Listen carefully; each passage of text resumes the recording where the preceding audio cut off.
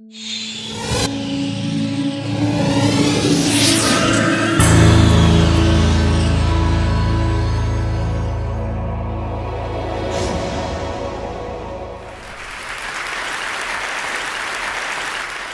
I wanted to start with the question, when was the last time you were called childish? For kids like me, being called childish can be a frequent occurrence. Every time we make irrational demands, exhibit irresponsible behavior, or display any other signs of being normal American citizens, we are called childish. Which really bothers me. After all, take a look at these events. Imperialism and colonization, world wars, George W. Bush. Ask yourself, who's responsible? Adults. Now, what have kids done? Well, Anne Frank touched millions with her powerful account of the Holocaust. Ruby Bridges helped to end segregation in the United States. And most recently, Charlie Simpson helped to raise 120,000 pounds for Haiti on his little bike.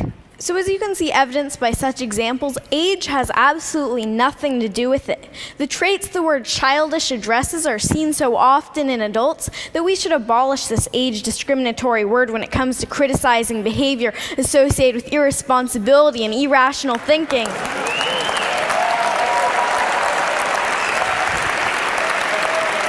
Thank you. Then again, who's to say that certain types of irrational thinking aren't exactly what the world needs? Maybe you've had grand plans before, but stopped yourself thinking, that's impossible, or that costs too much, or that won't benefit me. For better or worse, sweet kids aren't hampered as much when it comes to thinking about reasons why not to do things. Kids can be full of inspiring aspirations and hopeful thinking, like my wish that no one went hungry or that everything were free, kind of utopia. How many of you still dream like that and believe in the possibilities?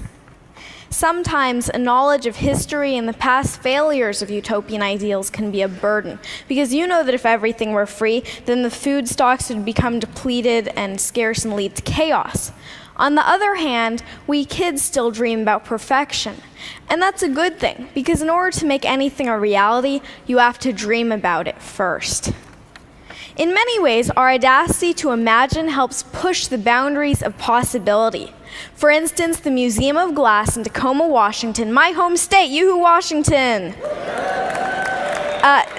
has a program called Kids Design Glass, and kids draw their own ideas for glass art. Now, the resident artist said that they got some of their best ideas from the program because kids don't think about the limitations of how hard it can be to blow glass into certain shapes. They just think of good ideas. Now, when you think of glass, you might think of colorful chihuly designs or maybe Italian vases, but kids challenge glass artists to go beyond that, into the realm of broken-hearted snakes and bacon boys, who you can see as meat vision. Now, our inherent wisdom doesn't have to be insider's knowledge. Kids already do a lot of learning from adults, and we have a lot to share. I think that adults should start learning from kids. Now, I do most of my speaking in front of an education crowd, teachers and students, and I like this analogy. It shouldn't just be a teacher at the head of the classroom telling students, do this, do that. The students should teach their teachers. Learning between grown-ups and kids should be reciprocal.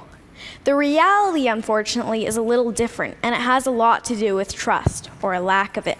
Now, if you don't trust someone, you place restrictions on them, right? If I doubt my older sister's ability to pay back the 10% interest I established on her last loan, I'm going to withhold her ability to get more money from me until she pays it back. True story, by the way. Now, adults seem to have a prevalently restrictive attitude towards kids, from every don't do that, don't do this in the school handbook, to restrictions on school internet use. As history points out, regimes become oppressive when they're fearful about keeping control. And although adults may not be quite at the level of totalitarian regimes, kids have no or very little say in making the rules, when really the attitude should be reciprocal, meaning that the adult population should learn and take into account the wishes of the younger population. Now, what's even worse than restriction is that adults often underestimate kids' abilities. We love challenges, but when expectations are low, trust me, we will sink to them. My own parents had anything but low expectations for me and my sister. Okay, so they didn't tell us to become doctors or lawyers or anything like that.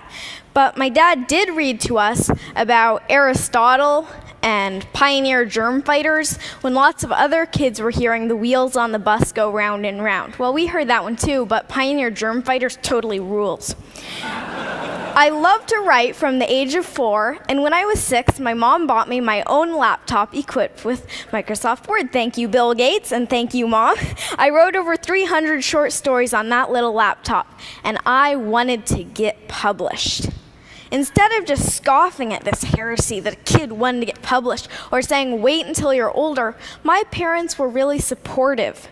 Many publishers were not quite so encouraging. One large children's publisher ironically saying that they didn't work with children. Might want a children's publisher not work with children. I don't know, you're kind of alienating large client there. Now, one publisher, Action Publishing, was willing to take that leap and trust me and to listen to what I had to say. They published my first book, Flying Fingers, you see it here, and from there on, it's gone to speaking at hundreds of schools, keynoting to thousands of educators, and finally today, speaking to you. I appreciate your attention today because to show that you truly care, you listen. But there's a problem with this rosy picture of kids being so much better than adults. Kids grow up and become adults just like you. Or just like you? Really? The goal is not to turn kids into your kind of adult, but rather better adults than you have been, which may be a little challenging considering your guys' credentials.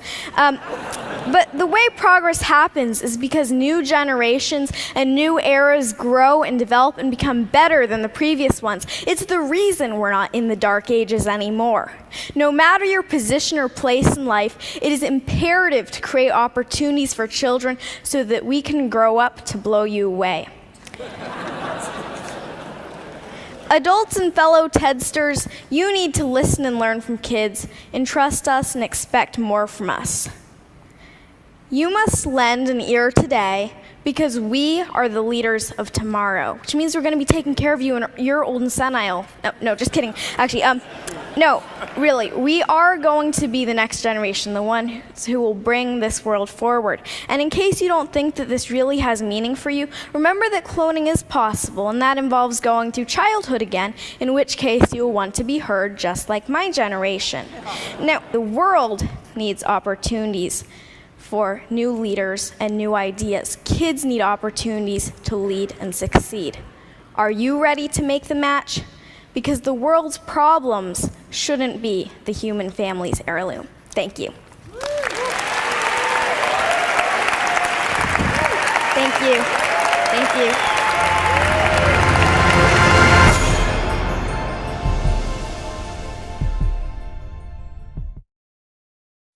The electric grid was conceived in the age of Edison, designed in the age of Eisenhower, installed in the age of Nixon, and it has not been upgraded since. It's just not able to keep up with modern needs.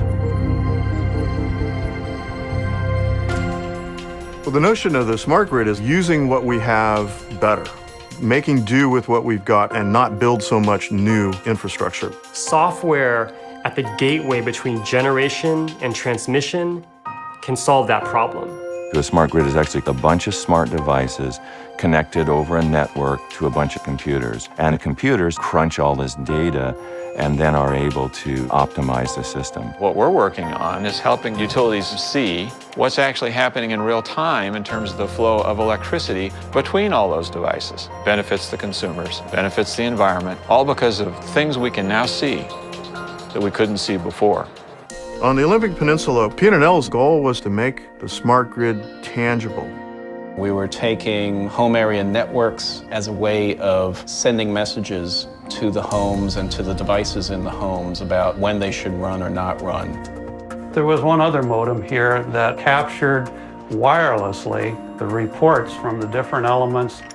We saved approximately during this time 15% of our electric bill. If we can do that for everybody in the country, we're talking about saving $100 billion worth of infrastructure that we won't need to build. IBM has been the first big company to really see the opportunity to marry information technology with the grid. There are similar things going on in South America, Asia, in Europe. We've been working with Malta to make both the water and electricity systems much more efficient. It is a model for how we can then bring that to other larger geographic areas. The path forward to a smart grid is actually quite clear. We upgraded our telecommunications networks, our satellite networks, and we can do the exact same thing with a smart grid. A wind plant will go up and down by the minute. A solar plant will go up and down as clouds go over. So having a grid that can flex itself and manage these kinds of things is critical. We need to be planning for the kind of future that we say we want, which is an era of cheap, reliable, clean electricity for decades to come.